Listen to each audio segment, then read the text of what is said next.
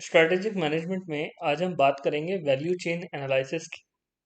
Value chain analysis क्या होता है और ये किस मॉडल पर बेस है। वैल्यू चेन एनालिसिस में दो तरह की एक्टिविटी का जिक्र किया गया है। एक है प्राइमरी एक्टिविटी जो हमारी 5 एक्टिविटी हैं, और 4 सपोर्ट एक्टिविटी की बात की गई है।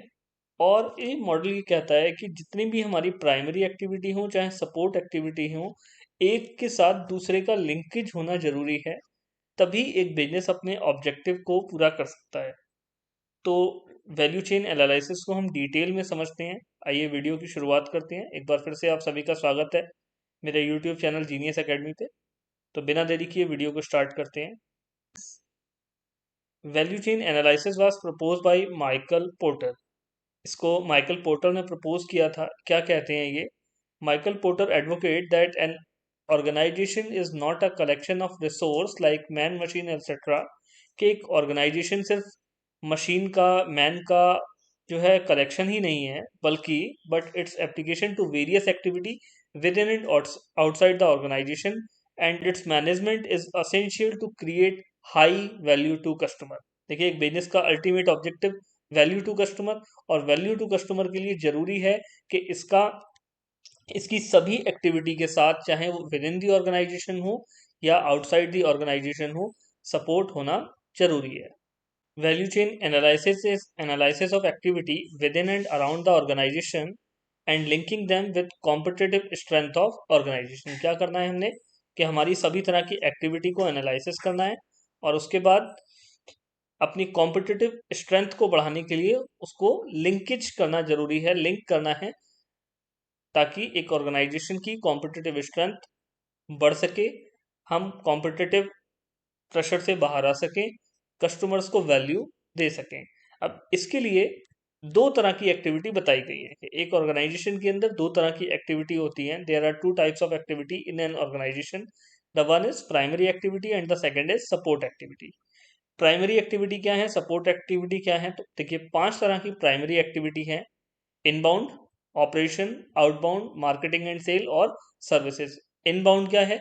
जो हमारा सप्लायर है, सप्लायर से जो गुड्स हम परचेज कर रहे हैं, वो हमारे एक्टिविटी को, ऑपरेशन को स्टार्ट होने से पहले की एक्टिविटी है, तो इसे हमने क्या बोला? ये एक इनबाउंड एक्टिविटी है।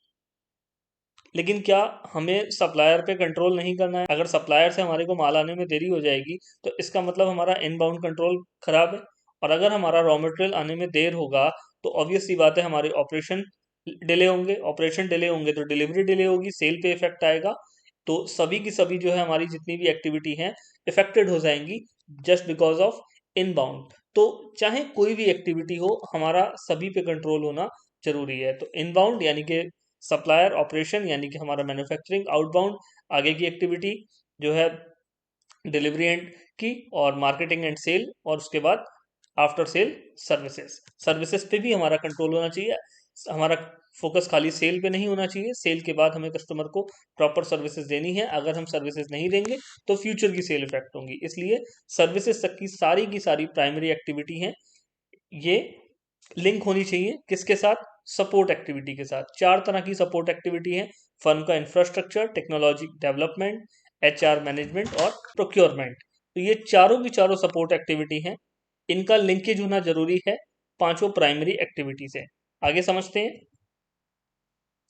तो देखिए, ये है हमारा पूरा value chain analysis.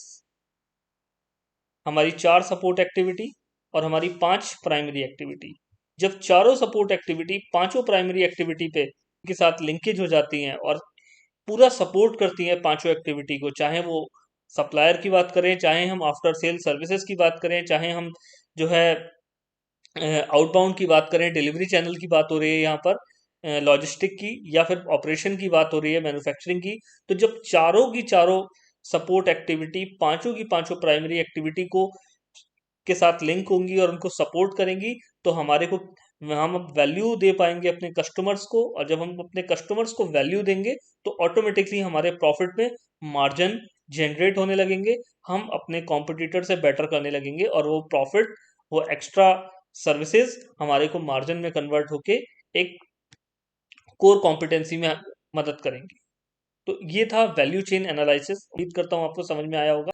Value chain analysis को पढ़ने से पहले कोर कॉम्पिटेंसी को जरूर पढ़ें। कोर कॉम्पिटेंसी के साथ ही इसको लिंक करके पढ़ने में आपको ज़्यादा समझ में आएगा।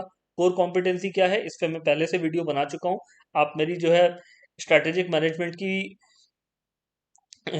लिस्ट में जाके भी इसको देख सकते हैं, और इस वीडियो के डिस्क्रिप्शन में भी आपको कोर कॉम्पिटेंसी का लिंक मिल जाएगा। आप पहले कोर कॉम्पिटेंसी पढ़ें, तभी आपको वैल्यू चेन प्रॉपर समझ में आएगा।